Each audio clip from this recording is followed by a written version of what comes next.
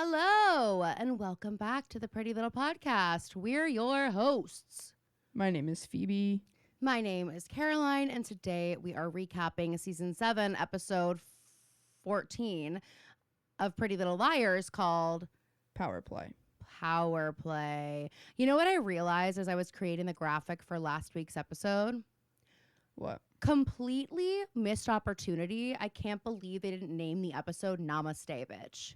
Oh, that's a really good point. Yeah, I noticed that in the that was a good point in the graphic. And they love using bitch in titles, like famously. They do. I wonder if they have a quota that they can't exceed. And I'm like, I just think I know Sydney wasn't like a huge character, but just such a good line, such a missed opportunity. And it kind of it's thematically related to everything that happened. Exactly. The word bitch is just tied in and related to everything that happens in the show. And that's for dang sure. Guys, before we get into this episode, I do want to let you all know that we are rapidly approaching our final Pretty Little Liars fall, if you can freaking believe it. And it's a glorious time for Pretty Little Liars lovers all around the world. I want to know when you guys are starting your rewatches. I see a lot of people are starting them now. I feel like is it a Labor Day thing? I think it's a Labor Day thing. Even though I'm rewatching it right now, it wasn't because it was time for my rewatch. There's no calendar, For you, it's just like. But I do feel like Labor Day feels like I just feel like that pilot feels like the weekend right before. And I know it's because obviously that's when it's happening for them, but like. So I guess maybe that's what it is. Maybe even though it's adults that are rewatching it, depending on when you went back to school, because we weren't a school district that went back to school after Labor Day. No. We went to school before that. Yeah. But like a lot of people, like traditionally, that's the last weekend of the summer. Yeah. But I do see a lot of people are starting their rewatches now, and I think to me, I'm on board because I have such a hankering for fall. Like I'm over summer. It's been too hot. Dude. And I think we're all just ready to like nestle into our cozy blankets with our fall scented candles and like our pumpkin things and just sit and watch a little bit of a spooky fall nostalgic show. Like I think that would be the comfort that we as a people are desperately searching for right now. So it makes sense to me that people are starting their rewatches now. But we are going to be doing some fun stuff because it is our final Pretty Little Liars fall. It is the 15th Pretty Little Liars fall, right? Wow. 15th anniversary. So we're going to be pulling out some exciting things. So even though you guys might feel like we're winding down from Pretty Little Liars, we're moving on to Gossip Girl, which by the way, Gossip Girl is the perfect Thanksgiving show. And that's about the time we'll be starting it. So it'll still feel, the festive vibes will be strong. It doesn't, I think any episode in Gossip Girl for me, like it just feels like like Pretty Little Liars season feels like September, October. Gossip Girl season feels like it really begins in November. So it's going to be a seamless transition. You guys are going to love it. But don't be thinking that we're like checked out for our final Pretty Little Liars fall. We come alive during this time. So we want you all to go along for the ride with us. So anywho, that's just what I wanted to say about that. And Phoebe is on the recap. This was a crazy episode. This episode had me gagged and gooped. Gooped and gagged. I can't wait to get there. Oh my God. I know that people, like, and guys, this is a little peek behind the curtain. If I see a comment come across my screen that has imminent spoilers, I delete them. Sorry. Because I don't want I'm like, oh my God. We need that engagement. I can't even risk Caroline getting this sent to her phone. Yeah. And we just recently got one that, spoiled an aspect of the storyline that we get today, and I just want to know, were you surprised, or did you know? I had heard through the grapevine that there was something with like Allie and Emily would have a kid together, and I thought it was like how you might expect them to have a kid together. Yeah, I guess just like that. Like I was thinking it would be like last episode, we'd get a little time jump. We'd see where everyone ended up, and we'd see that they ended up like using Emily's eggs to have a baby or so. I don't know. I mean, they could use Allie's eggs, so I don't really know. But I did know that Allie got pregnant. But up until this point, I was really like, yeah, okay, this is Archer's baby. I just didn't see it happening now. I didn't see it happening like this. It it got me. I'll tell you, it got me. Oh my goodness. All right, so the recap, if you'll remember, Mary Drake is Spencer's mom, and she will not let you forget it. And Mary Drake pretended to be Jessica one night, and Peter and her had a little tryst. And Spencer hasn't seen Peter since she found out about Mary. He's allegedly been in London and had trouble with his passport. We're going to learn that that's not true. Then we also get a reminder of who Ted is. Do you guys remember Ted? He proposed to Ashley, and she said, remember PT Cruiser? Yes. She Ashley goes, I need a minute. And then she gets up, and then we don't really ever revisit that storyline. Oh, Sarah Shepard repost. Just saying. Thank you. Sarah Shepard reposted. This is my Mount Rushmore. Just interrupting Phoebe's recap to let you all know. And then we are also reminded that Jess D had files on everyone, and that when the girls find them, they're like, oh my gosh, files on everyone except Aria. Of course. It's because we know she's the weakest link. I think Aria has cracked it. The Aria as A theories are making so much more sense. I mean, people had to be just thinking that she was. But just you wait, Caroline. Oh! Just you wait. Okay. So then last week, Hannah technically skipped her turn because Caleb was sent to the hospital, so she didn't get to wear her kimono to her investor meeting. Yeah, she didn't have the privilege. Aria and Emily are following Sydney all through town, and they accost her and they put a tracker on her because they think that she's more involved than she's letting on. Detective Floozy is sent a finger, a dead finger, and we don't know who sent it, but he opened it and he found it. And then Nicole is just in Ezra's apartment. Aria comes in, and Nicole is just also in there. Nicole looks like a corpse in that moment. Dude, she looks like the corpse bride. Yeah, I'm like, why? Oh my God, there's a dead body in here. Oh my God, there's a dead body and it just sat up. Is this like called aftershocks? Aria shrieks, and it's not because it's Nicole. She's like, oh, sorry. I thought you were, are you dead? Oh my God. I can see dead people. Yes! She's like, this is okay. This was kind of like the thing that was missing from my whole vibe, my whole witchy vibe. So we pick up basically a few hours after that moment where Nicole is in Ezra's loft. And hey, I just want to say, writers, I wanted those few hours. Oh, hey, writers.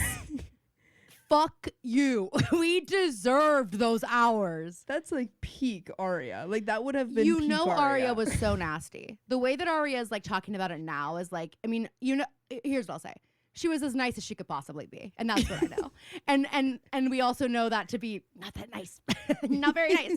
So I can imagine she made Nicole feel, I don't know, worse than when she was held in captivity. Probably. Don't you think? Worse than when her bones were broken and they had to re-break them. Literally, she's like, can I go back? She's like, anything to get out of this bitch's presence. So Aria is just like sitting alone in the loft, and Ezra walks in. And I have to say, Aria still in this moment, better woman than me. She doesn't even look at him. She's like, hey. And Nicole is upstairs sleeping. And Ezra's like, oh, sorry. Yeah, she took off, got in a cab. Everyone's been looking for her. But good to know she's here. Great. Like, I mean, he's acting like they've been in contact. Yeah. She's like, oh, so you are getting my calls. Okay, great. Just perfect. Glad you got this one. And he's like, okay, like I'll take her back in the morning or whatever. And Aria says, okay, I'm gonna go. And he's like, what? Aria like gets her bag. And she goes, like, no. I thought she ate with this line. She goes, ate. I'm not taking the couch. Ooh. And he doesn't even say anything like that she wouldn't. You know, which that was like, I know there's only one bed, but it's like. And also, hey, Ezra, I want you to then confirm that you're taking the couch and not getting up into that bed with Nicole. With Nicole. I know. No, it's insane. And so he's like apologizing, and she's like, I'm fine. Just tired. Like she keeps it together, and she basically ends it with another line that eats. It's giving the Ginny and Georgia salute. She says, I don't know what you've told her about us or what you haven't told her, but there are pictures of me all over this place. My clothes are in the bedroom, so she's gonna have questions. And she leaves. And it is like, yeah. Yeah, Ezra, you botched this one. Ezra, you dog. Ezra, you absolute dog. We go to the Dealerentist dungeon, and Aria has no problem putting her friends out. Let me tell you, this is the last place I would have showed up. Yeah. I would have been like, I know they're already having a sleepover at Lucas's loft. I'll just go there. Or better yet, I'll go to my parents' house. And I'll just deal with it. They're aware of the Nicole situation, so I'll just be like... But they don't understand, is what Aria says. Right, well, it's like, neither do I. I. Cares? Yeah, just be like, I just wanted to sleep in my own bed. I love that line. Aria was like, I just can't deal with seeing my parents in the morning. They don't really understand this whole Nicole situation. And Allie says, do you? Allie had and Aria goes, yes. I've never misunderstood anything in my life. I was an English major. She's like, how dare you? So they walk into the dining room. They're gonna get some food, and there's a box, and the game has been moved into Allie's house, and it's like whirring, and the phone is doing crazy stuff. Allie's being so kind in this scene. I thought so right too. After that conversation, she goes, have you eaten? And Aria says, I'm not hungry. Classic. She's so peckish. And then Allie says, that's not what I asked. Ooh. And then, did you catch what Allie's t-shirt says? No. You're the avocado to my toast. Oh my God, who is doing this to her? It's giving like the graphic tees at Old Navy. Which yeah, for some reason just like, no, but they just, for sure, like that is circa that, but it's also designed in that way. It's like for some reason it's taken Old Navy a really long time to perfect the graphic tee. Yeah. In a way that doesn't feel corny or cheesy. Yeah. And sometimes they still miss the mark. I'll say it. Well, certainly. I mean, they all do, but it's like, I just the like cat eye sweatshirt. Like, who's doing this to her? With that pug one? The pug one? Oh, dude, I can't. It's dark. Okay, so anyway, they walk in. The game is there, and like Aria and Allison's pawns on the game are like spinning around like crazy. And Allie says it's not broken, it's deciding. Wait, I did love this from Allie though, because Spencer wakes up in bed. Sorry, I'm just like going into this, but Spencer wakes up. I love this line too. And she like knocks a men's watch off the nightside table and answers her phone, and Allie goes, I called you last night. Wait, I think I wrote I see you next to that. I see you. She said it the same way. I called you last night. That's not where I wrote it, so that means that there's another line later that perfect. also read like I see you. You guys are getting multiple I see yous. It's when she's talking to Paige later. Oh yes, I see you looking at my abortion slip. Yeah, absolutely. Someone commented like, I see you in this episode. Like letting everybody know. Thank you, Paul Revere, letting everybody know there is an I see you drop in last week's episode. So long. I just don't like to perform it, but sometimes it feels natural. And you know what it is? It's Allie's back to Big Al vibes. And so she's back to I see you vibes. And so it's back because Paige is back in town. When Paige wasn't in Rosewood, Big Al was dormant. What's the point in saying it? Yeah, Big Al was dormant. She was asleep. She wasn't done. She was asleep. Allie asks why she would move the board game without telling her. I love that she doesn't even ask. She just assumes that that's what happened. Like, you put it in my house to have a fucking booty call? And Spencer's like, no, it took me like an hour to move it to the loft. Like, how the fuck did it get there? And it's like, oh, you're having raucous sex with Detective Floozy. You didn't hear the intruder come in and move the fucking game. Wait, I love that concept that it wasn't like some different time when Spencer wasn't home. She was actively home. Spencer was busy. She was active. She was active and vocal, and so she did not hear it. So Spencer didn't put there like we said, and then she's like, whose turn is it? Does that mean it's your turn? And Allie says hasn't decided yet. And then Floozy wakes up and says, are you always Spencer up this goes, early? Good morning. Right into the phone. She's dying for Allie to ask. Allie goes, who are you talking to? Who are you talking to?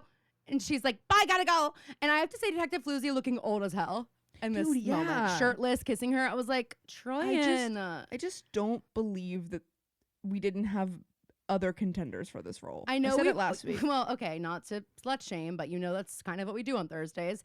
It's not like Spencer hasn't kind of cycled through every possible hot guy in Rosewood and Hollywood. They didn't have anyone else to cast. She wanted to try back out the older man. She's like, I'm just more mature. I'm wise beyond my years. I'm more mature for my age.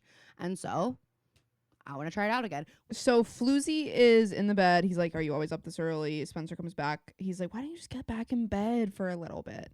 And she's like, no, I got that call from my friend. Sorry, I'm locked in. Great time's over. She's like, great time is OVER. And he agrees in just about a second because he gets a phone call and he's like, he gets kind of weird. He's like, yes, I have a call. I can't tell you what's going on. Also, she like, asks hey, Spencer, but I don't am like, ask. Spencer, don't ask what case Spencer is goes, it about. What case is it? Okay, I know you were. First of all, don't shed light into your relationship with Toby, because that to me right immediately I'm like, okay, so Toby just, they were in a lie. He told you everything. If you're comfortable asking me that casually, he was telling you everything. But also, like, not this guy. It's also like he's not your fiance. Like, he's not like your husband. He's not like your long-term He's not boyfriend. even your boyfriend. Like, he's not your boyfriend. You guys don't have this relationship yet where you fuck buddy. Yeah, and He's Spencer, your freaking I know that's how you buddy want it. And your freaking ping pong buddy. Okay. Because you're just waiting for Toby to get over this girl Yvonne. Yeah, you're like, okay, I have to wait till him to get over some dead bitch, but while he's getting over the dead bitch, I'm gonna get under you. That's what she said. So anyway, he leaves, and we go to Lucas's loft. Hannah's on the phone with Lucas, and he's like... Can I just say about Hannah? I love a Hannah making breakfast scene. It's giving yes, of course you do. Early seasons. She's making some toast. Does it not feel like... How much do we love a Marin morning? We have not had one like this in a while, and this was a fun little Marin morning, honestly. Love it. Yeah, I love these scenes with Ashley and Shay where they're kind of... They don't have to do like quote unquote serious acting. They just can be kind of themselves. Yeah. But Hannah's on the phone with Lucas and he's like, I'm really sorry. We find out that the investors pulled, and she's like, it's not your fault. If I should have been there and all this stuff. And so sad. So Emily comes down and she's like, does this smell? One sniff. She's like, please, one sniff. The shirt that's on her body. Hannah sniffs it and she's like, sorry, I was up until 4 a.m. stalking Sydney, and like I'm already I got halfway to Pittsburgh. Late. Yeah. And so Hannah gives her a new shirt, and there's like a huge there's a massive coffee, which is crazy. And Emily like grabs a bite of the toast, eats it, starts to leave, and we find out that Sydney has left. This is so funny. Oh, she grabs the toast off of Hannah's plate, takes a bite, looks at it, then holds it up and goes, "Can I have this?" Why is that Hannah's kind of like, Georgia Connell coded? The One Bite Cafe. Yes, it's the One Bite Cafe code. You guys know about that, right? The One Bite Cafe. Everything we used to be served as a child had one bite taken out of it. And it was called the One Bite. Really breakfast mostly. But it's called the One Bite Cafe. We loved it. Or if our mom was interested in trying what we what we got. Okay, well, it's the One Bite Cafe. That is actually a really cute little name. One day when we open a restaurant, we'll call it the One Bite Cafe. Right, and we'll get a little like cookie cutter in the shape of a bite. Yeah, so adorable. Never been done. I know it. I know that's never been done before. Anyway, so we find out that Sydney ended up leaving the tracker that they put in her bag in a bathroom of a Greyhound bus halfway to Pittsburgh. Okay, smart. Okay, smart. Whatever. Okay, I'll give it to you. And then Hannah's worried that her punishment is still like coming because she missed her turn, and Emily's like, pretty sure all of this was already the punishment. I'm pretty sure you've been punished. I don't know, maybe like putting Caleb in the hospital, hurting your business, maybe that was the punishment. And I think that sounds sufficient to me. We'll see if it's sufficient to right. And something tells me by the end of the episode it's not. It's not. It never is. So we're at school. Emily missed a meeting. She's talking to Mose, and Mose is being cold as freaking ice to Emily. And like, Emily's like, well, why don't we go to lunch, my treat? And she's like, no, I'm having lunch with Hackett. I got the job at Iowa. Okay, so she was applying for an assistant coaching position at Iowa. And she told Emily that somebody else was offered the job. So that's why she stayed here. Yeah, now we know. Now we know. No one else was offered that fucking job. You just wanted to be here with Emily, right? Well, the only reason I don't think so is because, like, why would they now be calling her back if she turned down the job? I wonder if she's calling them. Oh, maybe. Because she no longer wants to be here because of the Allie and Emily thing. Because why else would she be so cold? You know what I mean? If that's I guess that's true. And what she says later on, where she's like, it's hard for me to be back here and see you and Allie whispering in the halls and not like just be sent back. So I feel like she was like, I have to get the fuck out of here. I can't stay here. Maybe. And then Allie walks in and Emily just completely forgets Mose exists. And so Mose leaves. Paige like rolls her eyes and like walks away and doesn't say goodbye.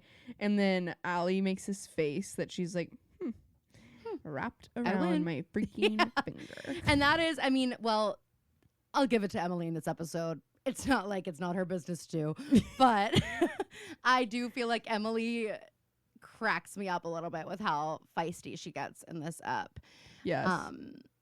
So we have Spencer walking into the Hastings Castle, and she finds this like open briefcase with the card of a private investigator named Maddie Harper that also has her dad's passport. And she sees in the passport that he flew back to Philly a week ago. So he's been here. So where the fuck have you been, Daddy? Or have you been Daddy Hastings? And then he walks in the room. And let me tell you. He's got some spring in his as step. ever. Okay, I get it. Okay, he's the Siren of Rosewood, and it makes sense. In that flashback when he's in like a t-shirt and he's like taking a sip of his scotch when Mary comes in, I was like, okay. I'm like, Mary was like, ooh, like trying to one more time. Start something up. Peter, you love Spencer so much. She's like, you love Spencer so much. Admit it. We make beautiful kids. And then she's like, I just gotta look at her. She's stunning. Let's do it again. Just gotta look at her. I just gotta look at her. She's so beautiful. Like Rumpelstiltskin getting a look at these people. Literally. The Rumpelstiltskin story reminds me of a story that I've potentially told before, but I told it to Anthony the other night again. It's one of his favorite bedtime stories, and he just was laughing so hard. You know how the whole thing about Rumpelstiltskin is he's like, well, if you can guess my name, I will like help you or whatever. And it's like, who the fuck is gonna guess that? Like, who is ever gonna guess Rumpelstiltskin? I guess that's the point. But it's like, that's kind of a hard game. So one time in college, my friend Addie, she came to visit me. She was like a year Addie above Green me. or Brown? Green. She came back to visit me, and we go to our favorite bar, AC's, and she had just been engaged. So she had like her ring on, and we were kind of like not, talking to boys this night. So we're like sitting in a booth, and this guy comes up to us, and we're like, okay, she's engaged, literally, like, back off. And he's like, can I sit with you? And he's got an accent, and we're like, okay. He's like, I'm Rufus. We're like, okay. And he's like, I'm actually like, I just traveled in here. I'm staying on James Island, and I walked across the bridge to get here to AC's until I go out. And we were like, okay. So we start talking to him, and he's like, what are your names? And we're like, well, you have to guess. And I was like, you have to guess her name, and you're not going to because it's weird. I was like, she's got kind of a hard name to guess. Addie immediately playing along, I'm sure. Yeah. So Addie's like, yeah, I do. And he's like, okay. And he like gives it a couple seconds, and he looks at her, and he goes, Caspa? He gets Casper. At that point, you have to give it to him. I was like, okay, I guess it's not that hard to guess. It's Addison. Oh, wait. Wait. I misunderstood the story. I thought you were doing like a bit. Like, I don't think Addison's that crazy of a name. Well, no, I just was like, if you're guessing names, I just was like, you're not going to guess your name. That's true. But like, I think I would have been thinking of the most outlandish, like his name's Rufus. Well, I would have been thinking of the most outlandish I don't even know possible. if I said it was weird. I think I just was like, I don't think you'll guess her name. Like, it's because I don't think he would. Like, most people, Rachel, Sarah, you know what I mean? Like, it's just not. I just didn't think he would guess it, and literally guessed Casper so seriously too. Like, he looked at her and he was like, well, she looks like a Casper, I guess. Casper is hilarious. So and then we were funny. like, all right, you can hang, and we hung out with him all night long. But like, I just think that's a hilarious story. Casper. I love it. Anyway, okay. Rumpelstiltskin. Rumpelstiltskin. The name's Rumpel. The name's Rumpel. Rumpelstiltskin. So Daddy Hastings comes in. He's like, Spencer, Vivi is your real mom. He's like been your happy mother. vibes though. Yeah, he's like in a great mood. And Spencer, it's like when Dad's in a good mood and you're like, oh, I don't want to mess this up, but on? she doesn't care about that. No, Spencer doesn't care at all. And he's like happy to see her. Spencer's not. And she's like, I thought you weren't back till Thursday. And he says, I wish I'd been here sooner with everything you're going through. And she goes, like, what? Like getting shot in the arm or finding out that mom's not my real mom? Because Spencer, your mom Vivi is your real mom. Like, so back to her getting shot, Daddy. Where's the concern? And he's like, listen, so she goes, you know what? I found your passport. I know you flew into Philly a week ago. Find out he was looking for Mary. And he says, I can't explain it, but it was a huge mistake, but I don't regret it because we ended up with you. You are our daughter. We love you so much. And it is like, Spencer, isn't that all you can like wish for your parents to say? Like, what more can they do? He made a mistake. I know you're mad at him for that. I know you're mad that they kept it from you, but like, would you really have wanted to know that much earlier? Well, and also like, imagine how hard it was for Vivi, you know? And it's also the De Laurentiis, like that's, a lot of that's their business. And like, if like, the estranged De Laurentiis aunt, it's like, and you're best friends with Allie and Jason. Someone said on our Mount Rushmore post, replace Aria with Mona. Honestly, TBH. thought about it. Totally thought about it. Okay. So but imagine how hard it would be for Vivi too yeah. to like not only get over this affair, right? And I don't think it was the first one. It wasn't. Well, no, because it was Jess. after Jason. And then yeah. And he thought it was Jess again. So it's like reopening that wound entirely. Right. Like, what's worse? And then it's like, okay, well, now you're actually going to become the mother and take care of this child, even though every time you look at this child, you're going to be reminded of this horrible thing, and you're going to make it work, and you're still going to love this kid, and you're still going to do everything you can for them. And, like, to say that Spencer's not a Hastings, it's just not true. Like, she is a fucking Hastings. And it's also like, Spencer, it's not like you were fully, like, adopted. It's no. Like, you like, this is your family by blood. Day one. Yeah, absolutely. But I just am like, I kind of feel for Vivi in this moment. Like, I feel for Spencer. Obviously, can't imagine how horrifying this would be to learn. Especially knowing the role that Mary has played in their life. But I do just think she's like, she's pushing it a little bit. I know. So he didn't find Mary, obviously, when he was looking for her, but that's what the private investigator is for. And Spencer's like, he's like, I'm going to chase her away. And she goes, so I can never see her again. Spencer, why do you want to see her again? Like, she's a bad person. Oh my God. It's just, I think she just wants it to be good. I think in her mind, her family, the Hastings family, is so bad, is so evil that like, maybe there's no way Mary can be evil like that, because she's like, I'm already with the most evil parents there could be, you know. And then it's like, oh well, actually, hold my beer. Actually, yeah, exactly. We go to the high school, and Allie tells Emily that she's decided to terminate the pregnancy, and she basically explains it as like, Elliot manipulated so much of my life and so much of who I am now. It still feels like he's in control, and I just can't feel like this anymore. And Emily's like, well, I will take you to the appointment, all this stuff. Ellie's like, I knew that. Hey, I know. Believe me, I knew that. Two things I have a question about. One, have the classrooms always been blue with the like baby blue accenting on all the wood? Oh, I don't know, because I haven't noticed that in the early episodes I'm watching right now. Seems crazy to do it now. Halfway through the last season. I can't picture it right now, but I can't picture the Rosewood High School right now, but the baby blue accenting makes me think of the school at St. Bernard's. Yeah. It does. My next thing is, and I mean, look, I'm pro-choice, so happy for you all to know that. I am like, girl, about time you made the appointment for that abortion, is what I have to say to Allie. Because could you imagine? Like, I mean, what she believes her reality to be at this moment, right? Not that it doesn't get worse, but like, to think it's this man's baby, to think of the history, to think that you're gonna have to carry this child to term. I mean, and essentially, like, I believe that Allison, like trigger warning for sexual assault, but like, she was raped by this man. Like, I think the dishonesty about who he is and his intentions and all those things makes anything sexual they did. She didn't consent to having sex with Archer Dunhill, you know? Yeah. And so it's just like, this is a baby that to Allie's knowledge at this point is born out of assault and like horrible manipulation and like such a dark time. It just seems like this is one of the reasons we have abortion clinics, you know? It is healthcare. Do you think that AD told her the truth about the baby when they found out about the abortion appointment? Yes. Or do you think that this was always the plan to tell her at this point? I don't know if it was always at this point, because I do think that AD chooses whose turn it is based on situational things, right? Like what's going on right now. Obviously, Spencer wouldn't have been able to visit Toby in the hospital if he wasn't there. So like, I think they look for moments of opportunity and they're like, well, it makes the most sense for this person to have their turn now. And I think, because to make her get to the point where she's about to have an abortion.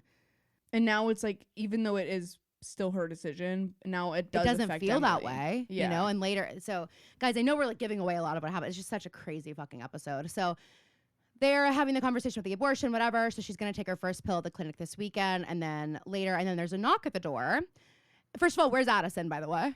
Where did Addison go? I thought this was gonna be Addison. She doesn't have to do her dirty work in person anymore. She put cameras up. Oh, okay. I guess. I mean, sure. I'm like, what? Okay, we can't be hugging like this with that turquoise eyeliner, and we just bring her right back out. Like, okay. It's Detective Floozy at the door. He needs to talk to Allie. I like how Emily does not move a muscle. Like, he's like, I need to talk to you, Allie. And Emily's behind him, like, and anything you can say to me, you can say in front of my peeps. You know, like, she's like, I'm not leaving. So we go to the brew, and it's Aria and Ezra. And Ezra's like, Nicole saw the clinic that she was in as a form of captivity. And Aria's so like, she well, ran. Maybe if she would have let me bring her that saltwater taffy, maybe if I hadn't been stopped trying to give her the saltwater taffy, she would have felt like it was more like a home.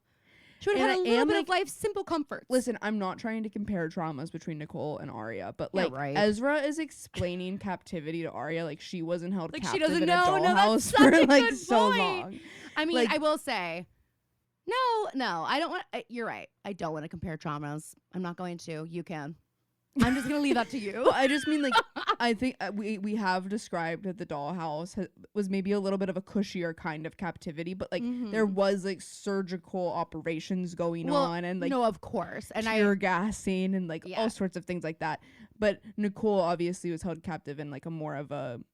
It maybe felt more imminently dangerous where Nicole was. So, I mean, but I do think and it might have been. It might have been because I don't think Cece would have. Really because there's such a weird thing where Cece low-key loves these girls. Right. You know, so it was like she wasn't gonna hurt they were also her dolls, them. You know, like but I think it's like Ezra is acting like she's the first traumatized girl he's ever seen. And it's like you're engaged Ezra, it's like to Aria Montgomery. It's literally your type, okay? She asks if Nicole knows about their engagement now, and he's like, yeah, the wedding dress in the closet was a pretty big giveaway. Hey, writers, that's also something I wanted to see. I wanted to see Nicole the Corpse Bride opening up and saying, for me, looking at Ezra and saying, for me, and picking up Aria's wedding dress. And then Aria walks in the loft, and Nicole's in the wedding dress, standing there. And Aria, I don't know what happens next. That's what the writer's room was for. And you know Ezra was like, Aria, she never got a chance. She's going through a lot. She never got a chance to wear a wedding dress. And the priest is on its way. We're just going to like do it real quick. We'll get it annulled. And then she's probably going to kick the bucket, okay? So then you and I are free to be together. I don't know. She's like, she looks dead. But I am like, okay, the wedding dress is just in the closet where Ezra can see it. Aria puts it in front of the closet, hangs it up with like a note, and like, this is Aria Montgomery's wedding dress. She's like, I'm just not one of those girls that cares about you seeing the wedding dress before the wedding. No. She's like, I hope you saw it, and you're like, God, I really fucked things up. I didn't get to see Aria in this dress. You know? He goes, I'm really sorry for being a crappy fiance. Hey, that's not enough. Hey, I can't even tell you the amount of work you would have to do, Z-Fits, to make this up to me. Literally. And I don't know if you could make it up to me. I don't know if we'd honestly ever get there, but I would make you go through hell trying. And then I would decide, just so you know. He says that Nicole being here and alive doesn't change a thing about how he feels about Aria, and like she's going to be gone, and we can just go back to being us. I don't think it's going to be that simple, Z. And then they say, I love you, and kiss. And I'm just not convinced it's going to be that easy. So we go to the high school, back to the high school, where Floozy and Allie are talking, and he confirms that the finger is Rollins. And he says that they could do like tests to figure out that the tissue that the finger was attached to had been decomposing for a really long time, like around the time that Archer went missing. Mm-hmm. So that's tough. And so they're treating this case as a homicide. And Allie reacts incorrectly, I think. Mm-hmm. Allie's like, okay. Allie's literally like, And she goes, like, look, he was a con artist who treated dozens of mental health patients with zero training. So yeah, there are some people who could hold a grudge. And I'm like, that's actually a brilliant point, Allison. And I think, doesn't he like say, is that like some kind of admission or something? He says, including you. And she goes, well, I mean, I'm not unhappy he's dead. Yeah, I'm not upset he's gone. Hello. But I am like, Allie, can we temper this response just a bit? You're talking to the investigator. No, I know. That's right. I'm like, come on. I know this is like your whole thing, but like, let's just evolve a little bit. He then asks about Mary Drake and says she's a person of interest in this case. So we have all the girls now at the De Laurentiis dungeon. Hannah is fully crashing flipping out. Yes. She goes, AG doesn't get to poison Caleb, bankrupt Lucas's company, ruin my reputation, and then expose us for murder all in one go. No. What are the rules of this game? Especially because, like, the girls are all a little too calm, and it's like another reminder that they all think that this is kind of Hannah's problem at the end of the day because she's the one who did it. Like, even though they're accessories, I think in their brain they're like, well, Hannah hit him. Yeah, they're like, well, we didn't rope you into. Like, they wouldn't say it in that way, but I do think subconsciously they're like, Hannah's the one that's going away the longest. Like, it's not really my problem. Yeah, honestly, that's a good point. So And that is something that's interesting that we're starting to see, like, as they become adults and as they are going on their own separate paths. And it's like, you're not in high school, you're not banded together anymore by circumstance. Now, if you're going to be together, it's going to be either trauma or friendship that is holding you together. And like, I feel like some of these girls are having the moment where they're like, do I just say it's me or them? Like, and Aria for sure in this episode, where it's like, is it time to just save myself? Like, you know, do I owe it to the, and it's like, of course you do, but you can kind of see them working through that a little bit. Yeah, definitely. Especially as they all, like, I think Hannah prioritizes Caleb over the friend group, which she should. I mean, they're at a point in their life where their relationships are their significant others are kind of more important than their high school friend group. Yes. So the bell rings on the game. It's now Allie's turn, and she has to go to a mystery location, and it says, solve the puzzle, get away with murder. Fail and go directly to jail. So they realize that this is a race now. They have to solve this puzzle before the cops solve the murder. And Spencer's like, now nobody can screw up, because if the cops get one more clue, it's game over. Spence, so like, no slip ups, including you, Spence. I didn't like your tone. I didn't like your eyes. And like when your eyes looked when you said that. And I also think there's some mistakes that you have made that you don't even know about yet that are going to come back to bite you in the butt. Spencer. Okay, I'm miss throwing my card down wherever I want to, whenever I want to. Oh wow, are you giving spoilers right now? You already knew that for me, because you guessed that in that episode, and I couldn't keep my poker face. Remember, I had one go at keeping my poker face, and it was Mona, and I used it on Mona. You actually, right, now I remember. And honestly, last night I watched the episode where Mona rips up Caleb's letter. Is that not the most? And then at the end of the episode, you see Lucas driving Kate. Like, no, I know. Like, can you understand why I love Lucas? Well, I don't know now that we're back in this episode. We'll get there. So Hannah and Spencer are looking under the bed. Spencer's like filling her in about Floozy, and they find the watch of his that she knocked off the table this morning. And then Hannah finds a private investigator card and asks if this person has any leads. And so she just calls the PI, and she's going to find out. And also, Spencer makes it clear she hasn't heard from Toby yet. Yes. Yet. Oh. Spencer also, like, this is the martyrdom that Spencer has. She's like, well, crazy runs in my family. Shut up. Oh, my God. And Spencer, hey, you were saying that before you knew about Mary Drake, okay? So, like, it's enough. So we go to Ezra's loft, and Aria walks in, and Ezra's like picking up all these sheets of paper from the floor, and Aria goes, oh, so she found our bestseller? He's like, yeah, she walked in a bookstore. Just kidding. But she found the book, and her parents came to the loft to take her back, and she threw it at her parents. And Emily, holy shit, Aria picks up a paper, and there's like a note that she wrote on it. So she read it, which is crazy to think about. Do you think that because I'm not like that fast of a reader, like I think that if I found someone's full manuscript, like it would take me a second to page through, but if it was about you, do you think you would just fly through it? I would fly through it, and then I would reread it. I would have read it. You're a fast reader, I feel like, to begin with. Yeah, but I'm not. God, like, do you think it would? I'm being prepped. Do you think it would make my brain lock in if I knew it was about me? Well, honestly, no. I think you'd read it slower, because you'd be like, wait, what? Like, you'd be like rereading things. You'd be taking notes. Like, I think but you wouldn't be able to put it down. Yeah. As much as you would want to know what was next, you'd be like, I need to like make sure I remember every single word of this. I'm just trying to think of how quickly Nicole would have had to read it. It's only been a couple hours. Well, yes. Unless, of course, she found it like before then, and she just she just now threw it at her parent. You know what I mean? Like, she maybe because maybe she read it before Aria even got in there. Right. I'm shocked we didn't walk into Nicole holding a knife. No, exactly.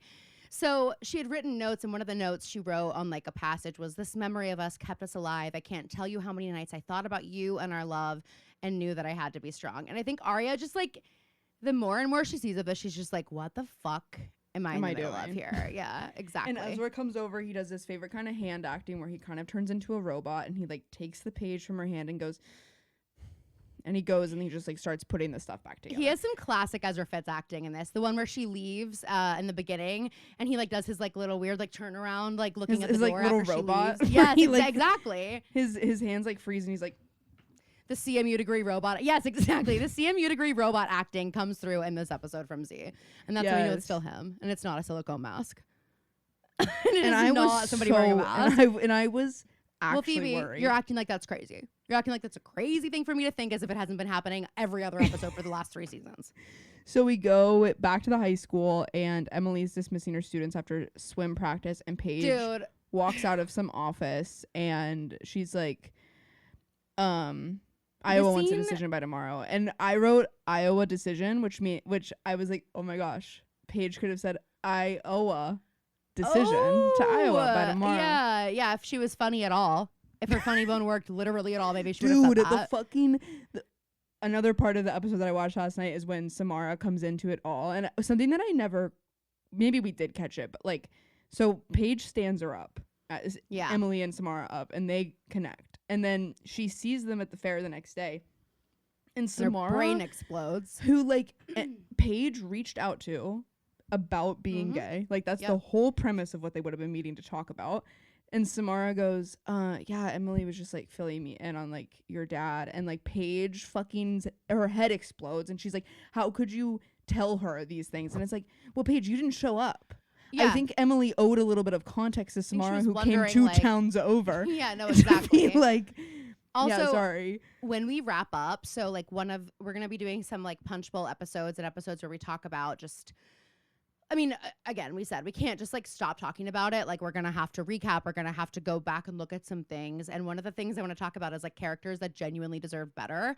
She's on my list. And like Samara? Characters that, yeah. I would have loved to have seen that relationship. I would have loved to. And like we've been saying that since we met Vampire her. Diaries. There was no reason other than Vampire Diaries for that not to work. Like it just, that is one of those moments that I still am like, oh, it makes me so mad. So that is on the list. It would have saved this podcast a lot of time. Yeah, no, hey, you guys, you know, a lot of time.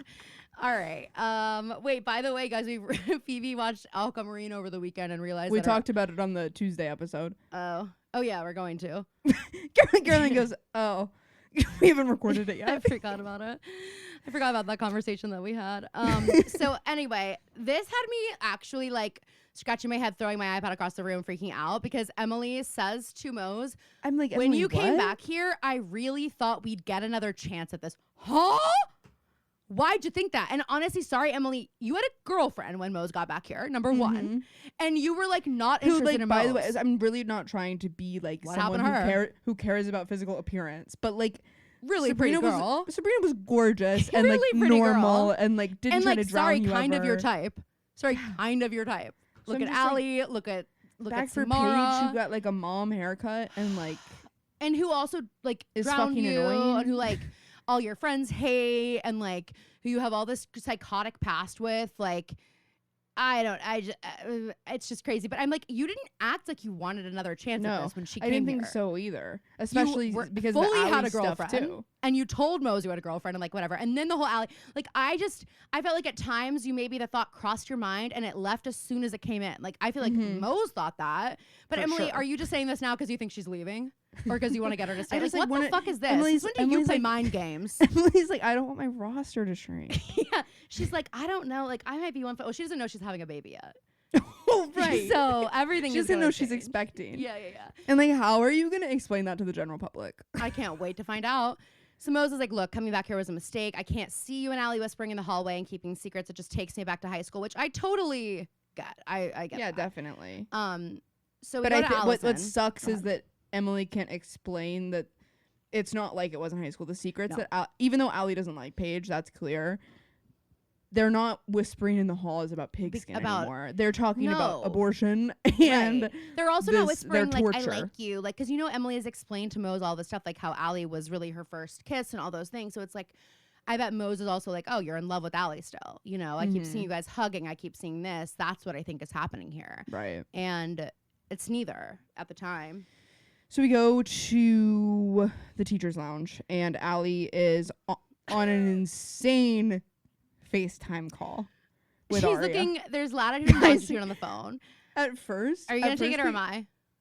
The Well, one where Aria says this line. I'm not going to read the line, but I just need to set the scene because at first we see the scene and we're in the teacher's lounge looking at Allie. We don't see the computer. Mm-hmm. And Allie is discussing the mystery location. And then we get like a jump cut, might as well be a jump scare, to the angle at which Aria is holding. She is holding this iPad. We don't know she's holding an iPad yet, but like from what we're seeing on Allie's screen, she is surely an inch away from the. It's giving iPad kid. iPad kid got his iPad a little bit later than he was supposed to at night, and he doesn't want his mom to find out, so he's under the covers in his bed with the iPad this close to his face. She is so It's like Phoebe watching close. Pretty Little Liars when she was a kid with the volume at 1 and the TV 1 inch away from her face so that she can hear it and see.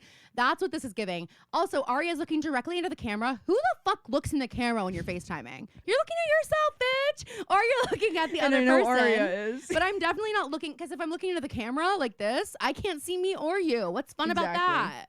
I agree. So we need they're to work on FaceTiming. that. The camera should be in the screen. I know, but whatever. They're FaceTiming. But I'm over it. They're FaceTiming, and Aria goes, "Are you okay? You look a little. Aria, shut up." Aria, like. In that moment, AD was like, "Oh, I could work with her." Yeah, our AD was like, "Hang on a minute. Write She's that down. nasty. Write that name down. She's got some good lines. Yeah, she's nasty. I mean, I couldn't believe you look a little. Never just be like, "Are you okay?" If you're really concerned, if you have to say something, don't tell her she looks bad. So then she like fills Allie in on Nicole in the book setback. Allie hangs up. This would have me checking myself into the Radley, the Welby, wherever I needed to go. What happens to Aria next? Aria, Allie, they hang up that phone call because Allie's gonna be sick. I know you just said that, but I'm just recapping. I did not say she was gonna get sick, so good job. And Aria then gets another call, and I think she thinks it's Allie maybe calling her back, but it is a blocked number, and she answers it. Hey, rule of thumb, if you're getting a FaceTime request from a blocked number, just don't answer it. So it's the call opens and it's on her file, and this like booming voice is like, Jessica De Laurentiis kept some incredible records, and then it pans up to a hooded figure with like a black mask on. I would be crying. I would be screenshotting and upping the exposure on my phone later. Literally. And we assume it's AD. They say if Z, they don't say if Z. They say if Ezra knew what was in your file, he would definitely choose Nicole, and she'd be visiting him in jail. So, are we sure? Because for a long time, I feel like it was like, hey, Aria, if you knew what was in Ezra's file, you'd be running for. You know what I mean? Like, I'm like, what really has Aria done that's so bad? Yeah, that's what I'm saying. I'm like, that Ezra would run. Because I'm trying to understand what they're trying to say. Because if Ezra's in jail, I would assume the stuff in her file is obviously about them being together when she was underage. Right. But I'm like, I don't understand what Ezra doesn't know about Aria that would make him. That's what I'm saying. Choose like, Nicole. He would choose Nicole, and she would be visiting him in jail. I'm just like, if I'm missing something, someone fill me in. But I don't know. So she picks up her pawn, throws it across the room where we have 4 wine glasses perfectly lined up, and it just breaks one of them, shatters it. Hey, Aria, clean that up. Aria's like, Allie is pregnant. Allie's pregnant. Oh my God, I didn't know my own strength. Yeah. Literally. She's like, okay, I hulked out. What if Allie steps on glass? I'm just saying. Oh my God. Aria's like, well, I'm not staying here anymore, so I'm not going to clean it up. You're going to have to answer to Emily. Oh, yeah. Good. And good luck with that. Good luck with that, biatch. Sorry, I know I keep bringing up past episodes, but I just have to say one of my favorite jokes that we make about Emily is that she obviously knows everything about Allie. And remember when they walk into that storage unit and they find Allie's lunchbox with the drive in it with all the NAT videos? Yeah. By the way, we just got over that. Got over the NAT club. Okay. Exactly. No one was arrested. They Aria all dated him. Okay. They all wait, Ezra wasn't in the NAT club. Aria dated Jason. Oh, right. Of course. Yeah. They all walk into the storage unit and they see it and they're like, what is that? And Emily goes, that's Allie's lunchbox from when she was a kid. I'm sorry, the jokes write themselves. Like, no, that is so funny. Oh my God, that's Allison's lunchbox from when she was a kid, 3rd grade. I remember it like it was yesterday. She used to bring me an extra clementine, right in there, and we put our clementine rinds back in there, and her mom would be so mad every day. She'd like throw these away in the trash can. We couldn't. It's like, why do we always give these lines to Emily? I know. They had to know what they were doing. We know why. And by the way, as you're watching these old episodes, if you ever have a moment where you're like, wait, we made a really funny joke about this, can you make a note of it? Yeah. Because then I can go back and find it. Okay. And we can do something with it. Okay, so Hannah and Spencer are going door to door. They're trying to find Mary. And Spencer, like, I mean, it's just the complicated emotions. These girls have some complicated emotions this season. My God. But she's like, wants Mary Drake to be someone who did nothing wrong so bad. And Hannah's like, not possible. Hannah is going door to door like, where is she? Like, as soon as the door opens, she's like, let me in here. Like, she is being crazy. And so she has to promise Spencer that there will be, quote, no more pitchforks at this door. And thank God for that, because we have a pastor living here and we don't need pastors and pitchforks. Okay? Not really a good mix. Not famously a bad mix. It's Ted's house. Could not believe Pastor Ted P.T. Cruiser is here. And Phoebe, if this means he's a bad guy, I'm going to be P.O'd. I'm going to be pissed. I don't think it does. Okay. I think I would better remember. Not. I really don't think I think it you'd does. remember too, but unless you're trying to do a poker face again, but I know you only had one, so. I only had one, just like a get out of jail free card. Yeah, I guess. So we just see Pastor Ted, and then we go back to the school. The teacher's lounge. And we have a little... I'm sorry. If I'm Paige and I just told Emily how fucking petrified of Allie I still am, and I see her stuff on the table. I know you know it's her stuff. I'm not going through her bag. She sits down right next to it and moves some of the stuff, like, out of her way. Yeah. And then she sees that there's okay, also, I know you know it's Allie's, but let's just for a second say it's not. This says a lot about Paige's character. Because she 100%. sees a pamphlet for an abortion medical center, and she pulls it out. Or no, medical abortion. I don't know. It says something on there about the kind of abortion that it will be. And she pulls it out, and she doesn't stop there. She opens it to find the appointment slip with Allie's name on it. And this is our second I see you moment. Even her knowing Allison, that it's Allison's stuff. Don't fucking, like, what is wrong for sure. You fucking psycho. And also, like, Allison's obviously coming right back in if she left all her stuff here. Like, so, like, what are you thinking? Also, you don't need to be holding it so long. Put it back in the bag. No, put it back. You saw it. You saw it quick. So she, like, is looking at it, and we hear, I see you. We might as well. Allison has found her. She goes, what are you doing? Literally. She's what are so you mad. doing? And Paige goes, what are you doing? More like that, or maybe. It's a little more what guttural. are you doing? What are you doing? That was like it. That.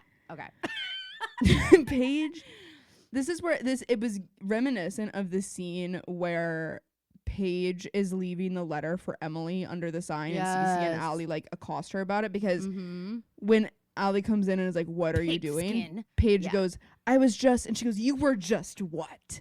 I love it. You were just what? I mean, it's just so good. I love this. I'm like, this is the Allie I've been wanting, actually. Like a little mix, a little healthy mix, because I couldn't stand the, like, I'm married to a doctor. I hated that one. Trad wife Allie. I hated trad wife Allie. I like millennial, kind of a Allie. Sorry, that's what I like. Oh my God, it's not the C word. Bleep it. All right. So you won't. I know you won't. You never do. Well, I have been recently. I haven't said it that much recently. Thank you. No, but I mean, like, the last times you have, I have. Okay. Phoebe also says that word on air sometimes. No, yes, you do. And in fact, when one time, like the first time Phoebe like heard me say it, he was like, "Oh my!" I think it was on the podcast. You were like, "I cannot believe you say that word." Like, oh my God. Like, it's not like in my vernacular. But sometimes it's just like the word which is when you know it's serious. Yeah. And it gives such a satisfying, you know what I mean? Like, it's like sometimes it's just the right level of ferocity that bitch doesn't necessarily like get it. Anyway, I'm not teaching you how to use words. Bitches become too friendly. Bitches become a compliment. Bitches become a medal, basically. Okay, so Hannah shows PT Cruiser.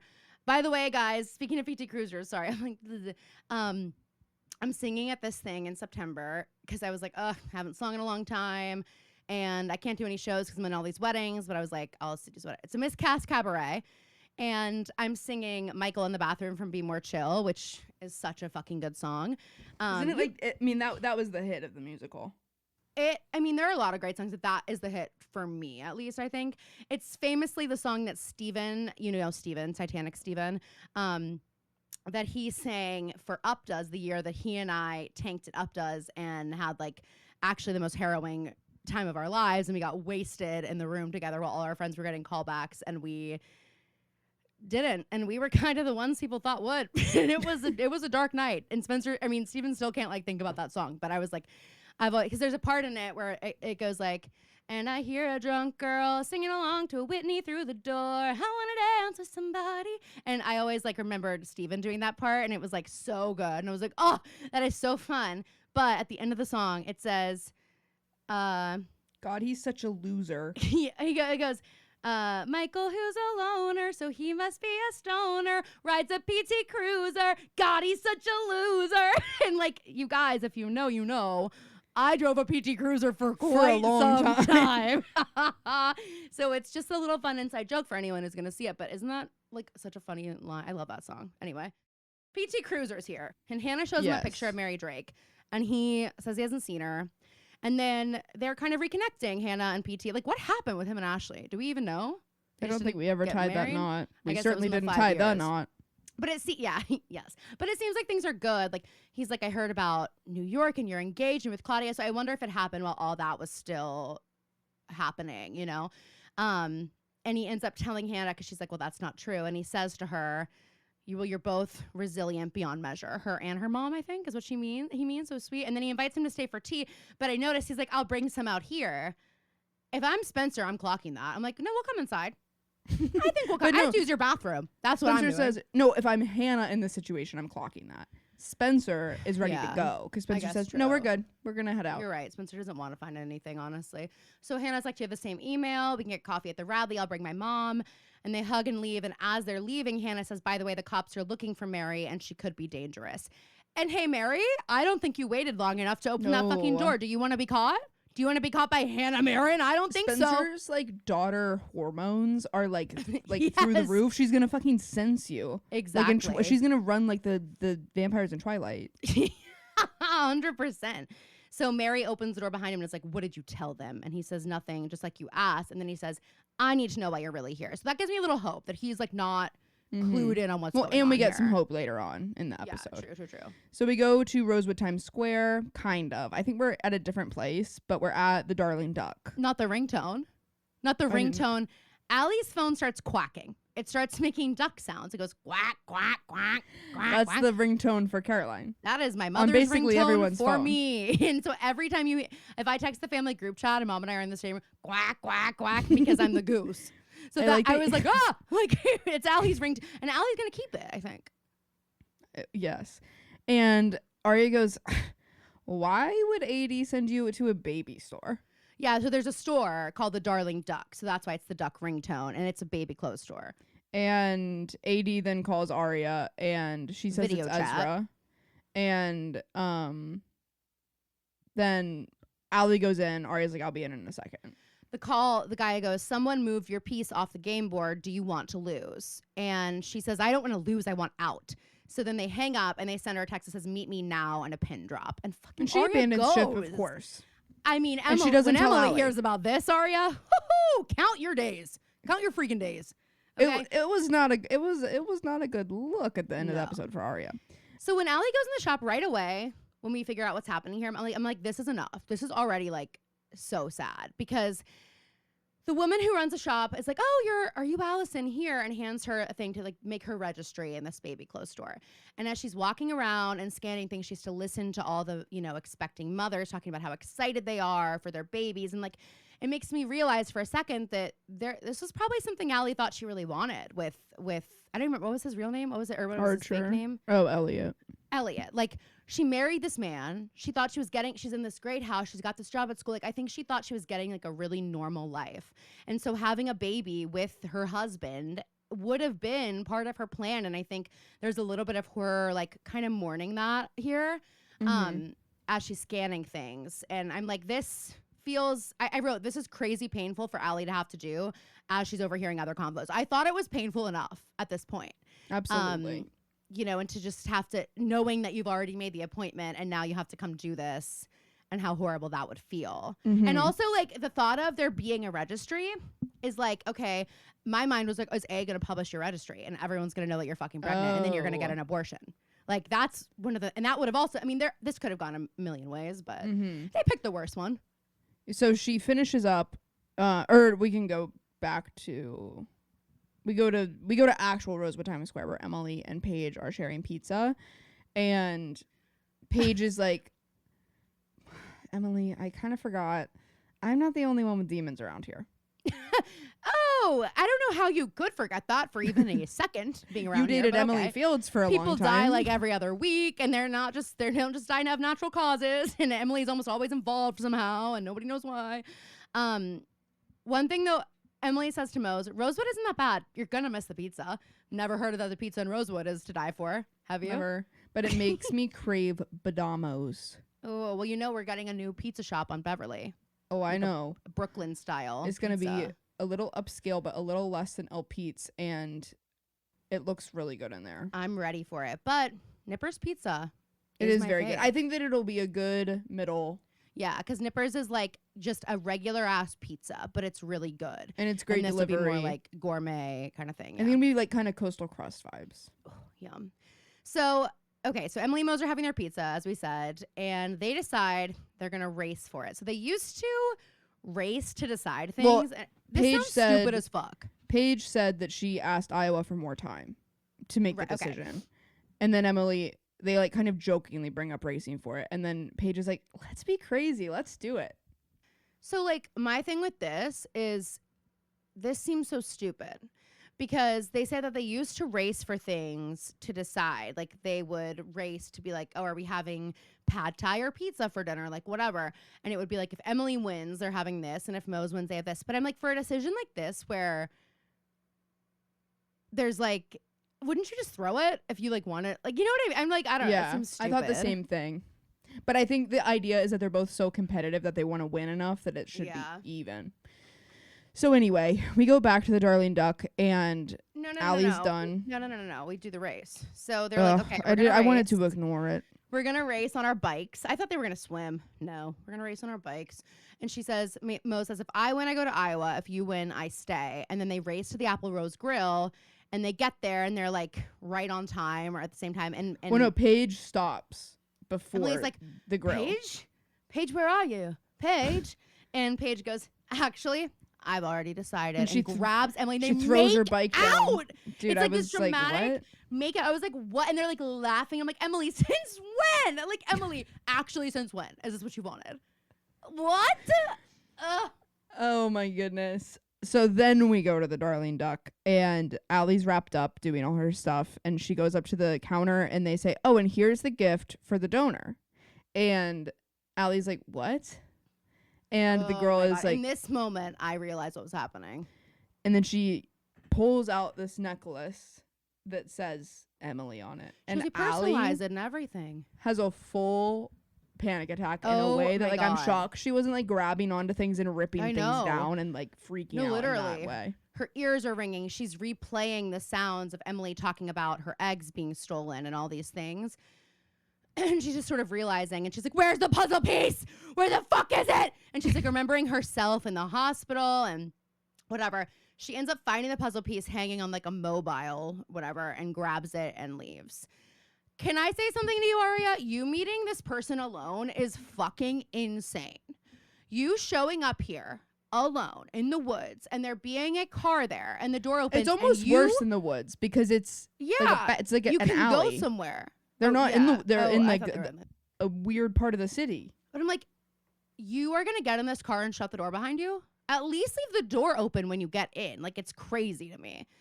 I don't know, but she gets in, and shocker, it's fucking Sydney. Mm-hmm. Well, at first it's just hooded. She's AD. At first they're just hooded. And Aria says, "Are you AD?" And then we see that it's Sydney. And she's like, Sydney, why are you doing this? I barely know you. You're the one that shot Spencer. You're the one that's doing all this stuff. I don't even fucking know you. Like, why are you doing this? Yeah. And then she's like, and why are you, like, having me come meet you? Like, what do you want from me? She's like, wait, why do you... Guys, why me? Why me? What about me stood out? Why? Can you write it down, actually? Could you write down why... I'm actually going to give you a few questions to answer. Could you write down what it is about me, Aria Montgomery, that made you know you had to have me on your team? The next thing I need to know is, are you planning on asking... I mean, why would you? But are you planning on asking anybody else? I just want to know. And number 3, am I going to be the face of this organization now? Am I going to be the face of it? Because if I'm not the face of it, it's kind of like, Like, that's what the face is for. Anyway, Sydney says, because you're desperate and I can use desperate. And Aria has like a zillion missed calls from Allison. Mm-hmm. And then the car is moving and Sydney's like, let's take the scenic route to whoever's driving. We go to Lucas's loft and Ted came by to see Hannah and she's like, I thought I'd see you soon, but I didn't think this soon.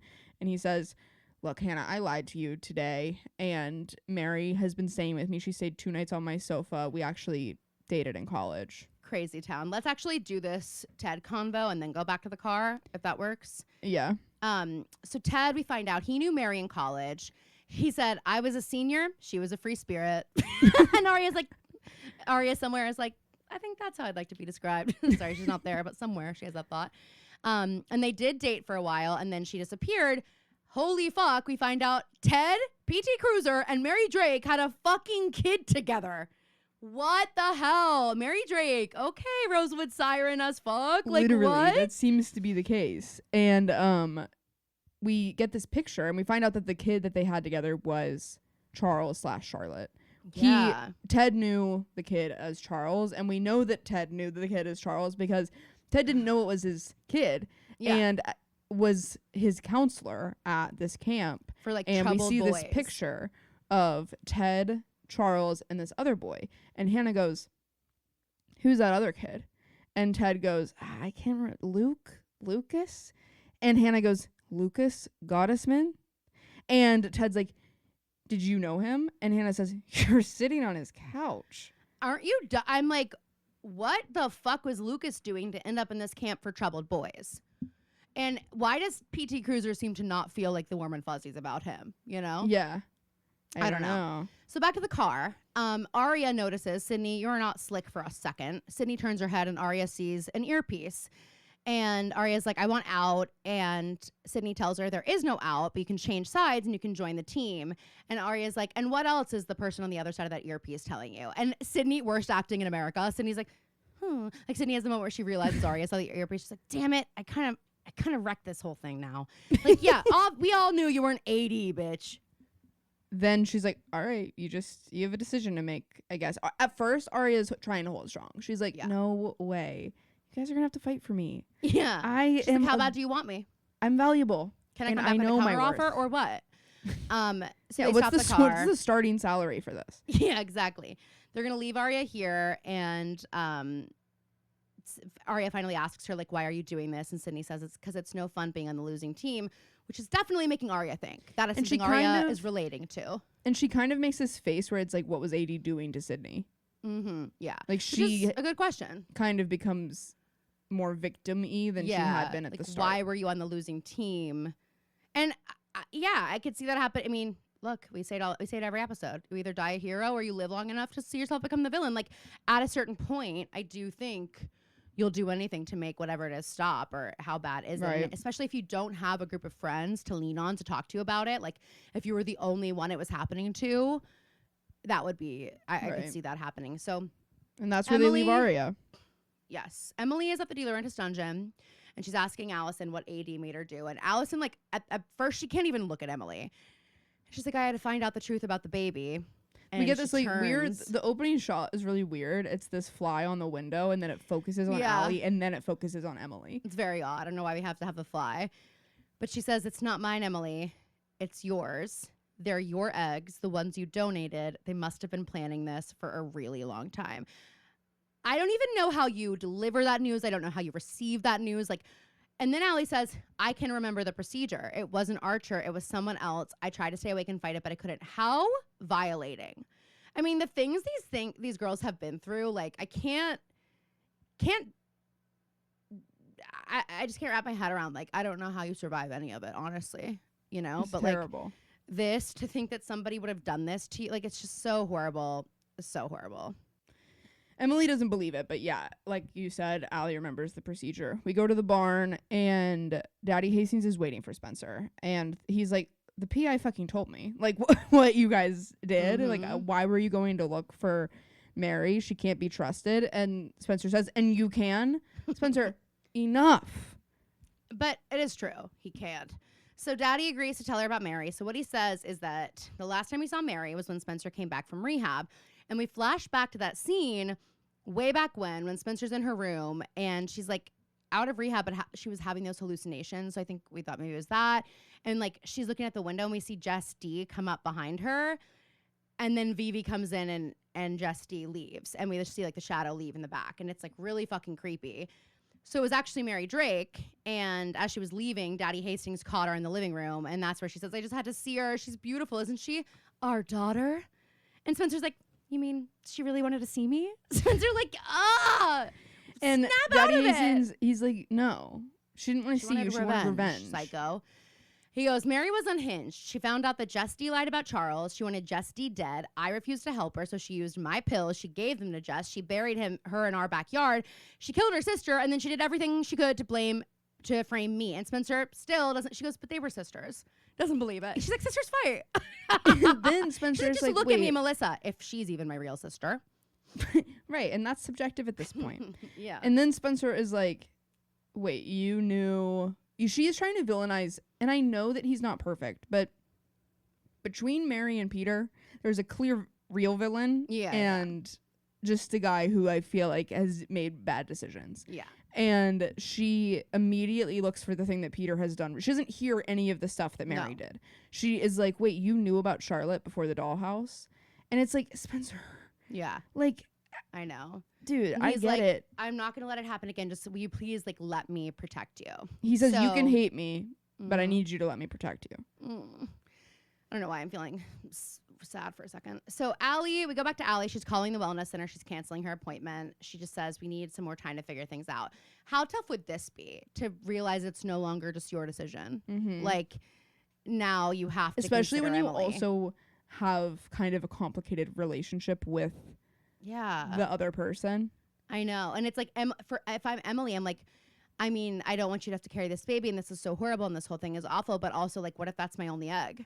Yeah. You know, like it's just like such a crazy circumstance. And also like, it sucks that this is happening, even though I'm not a supporter of Paige and Emily, but this is happening right after things are like, maybe evening out in that aspect of Emily's life. And now it's like, so you're going to start dating Paige and then be like, by the way, Allie's carrying my eggs. All of your concerns about me and Allie, turns out they're valid. Like, we're having a child together. And you're never going to get away from me and Allie whispering in the halls or anything like that because we're going to be co-parenting. So all the girls come over and... Except Aria. Right. Allie puts the puzzle piece down and whatever. Aria comes in. Everyone is Hannah's so sweet, though. mad. Hannah's like... Allie, do you need anything? Emily, do you need anything? She's checking with everyone. Like, so fucking sweet, of course. And that's the thing. The other girls can't really have perspective. I know. Hannah was so irate earlier in this episode. And the second that something happens that she's able to recognize might be harder than what she was, or is immediately harder, she's willing to put all of her stuff away. Where was Aria? Aria was out there trying to help her own trying game. to get herself out of this. Exactly. And granted, she didn't know what was happening here, but like, really, you knew Allie was doing something. You knew she was doing her task, and you knew it was going to be hard, and you didn't know what it was, and you abandoned her. So like, you kind of did know. And Emily's pissed. Yeah. So Emily is furious. Emily is like, for starters, you left Allie. You just abandoned her when she needed you. And Aria's like, I'm sorry, Allie. Are you okay? Emily's like, no, she's not okay. Emily is fully the mouthpiece here. Emily is the Gia Giudice for Brooks Marks in this moment. Little next gen reference. And Emily basically says, AD stopped playing games and started playing God. And Aria's like, hey, guys. Little focus here on me. Remember what's going on with me? And Spencer says, AD stole Emily's eggs from the donation bank, fertilized them, and used them to impregnate Allie. Holy fuck. Aria, you better be feeling bad now. And then Spencer's like, and by the way, because everyone's like ganging up on Aria now. They're like, fuck you, which like I'm all for her. But Spencer's like, hey. Remember, Aria's turn is next. We have no idea what AD is going to do to her. We can't let this game rip us apart no matter what. Here we go, though. We go up to the board. The board's deciding. It's deciding. All their photos are shuffling through on the phone. And it lands on Hannah. Hannah's like, I just went. Aria says, Hannah, it's going to be okay. Oh, Oh, it is? I would have thrown Aria's waif-like body out the fucking window. You think Aria, your miniature body breaking that wine glass was dramatic? How about your real-life body breaking the entire window? Fuck you. And it's also like, first of all, Aria, you haven't had it. You don't know how bad it can be. No! And two, you just heard what they're doing to Allie and Emily. So what do you mean it's gonna be okay? And you know, you haven't had your fucking turn yet, bitch. You know that. You know it's supposed to be your turn. And so Allie is like, they're like, maybe it's broken. And Allie says, no, the game is not broken. It knows exactly what it's doing, which is true. Again, and she says that with like the group apart. A terrible stare at Aria. She's like, yes, it knows exactly what. And it's kind of like, if I'm Aria, even though I know that Allie doesn't know what's been happening, if I'm Aria and Allie looked at me like that way when she said it, I would be like, oh my God, does she know that I met with AD? Oh, totally.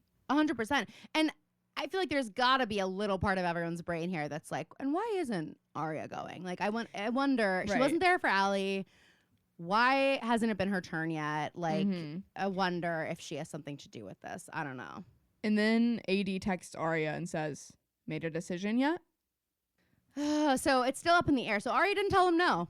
Which is, and this feels like the last kind of bid from the team that's like, we will protect you in this game if you play both sides. And it's like, now I imagine for Aria, if she were to say no now, it's probably so much worse because now she like has gotten so close, she knows a little bit more, and they don't like to be played with, you know? Don't like tease the A team.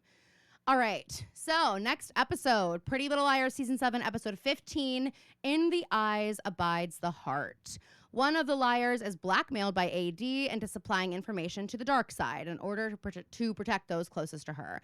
And Hannah sets out to prove Lucas's innocence. Also, one more person is brought in on the secret of AD's game. All right. This episode aired exactly 1 year before me and Anthony started dating. Wow. Crazy. Fun fact. May 23rd, 2017, this episode came out. May 23rd, 2018, me and Anthony fell freaking in love. Anyway. All right, guys, that's the episode. Tell all your friends how amazing it was. This episode had me shaken. Wait, that's crazy. I was in high school? Yeah. I know. Whoa. Started dating in 2018. Crazy. Anyway, we are going to have, I got the dates wrong, but we're actually going to have a podcast this weekend on the Patreon, so make sure you tune in for that for the first tier. Next week, we'll have a Pretty Little Punch Bowl. If you have ideas, things you want to hear us talk about, send those in. And finally, at the end of the month, we are going to be doing a pilot recap, which I don't think we fully decided yet, so you guys can send in ideas, or we'll just do whatever we freaking want. Probably something school-related. Although I do feel like we should maybe do the Hunting Wives. Because it's like really hot. It's the Britney Snow show, and it just came out on Netflix. My mom's watching it. I'm watching it too. It's crazy. It's also got the sister from 27 Dresses. You know, the nasty, evil sister who pretends to be a vegetarian, and Katherine Heigl's sister. Guys, you know I'm a Katherine Heigl stan. I don't know if I've ever seen that movie. Phoebe, what? Are you serious? Caroline's mad. Caroline's angry. I just don't think that's possible. Like, you've never seen the Benny and the Jets scene where she's standing on the bar. Maybe I have seen that, but I really don't think, but it's on Disney Plus. I'll watch it soon. Maybe tonight you'll watch it because you're gonna love it. It is such a good fucking movie. You have to, because now we have to talk about the sisters because you have to.